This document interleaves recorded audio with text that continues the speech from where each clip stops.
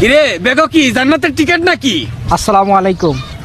এই তোরা তো বালা কে রেখছেন, গালি দিল সালাম দিলাস, দিল একবার নরম হয়ে পড়ে। ভাই ভোটটা নেই এবং ইনসাফের পক্ষে দিবেন। এই তোরা তো মানুষ বালা, মনটা তো চা তোরারে ভোটটা দেই, কিন্তু কি করা, তোরা ভোট দিলে তো দুর্নীতি বন্ধ করে দিবে। 20,000 টাকা সরাই চাকরি করি, টেবিলের নিচে তো 40,000 টাকা পাই মাসে, চা ফান করছ, এটি তো বন্ধ হয়ে পড়বো। তোরা দেশের উন্নয়ন করবে, দেশের উন্নয়ন আমরা কি করাম, নিজের উন্নয়ন দিয়ে বন্ধ হয়ে পড়বো। ভাই দেশের যদি দুর্নীতি বন্ধ হয়ে যায়, দেশের টাকা যদি বিদেশে পাচার না হয়, তখন আপনার 20,000 টাকার বেতন 40,000 টাকা হয়ে যাবে।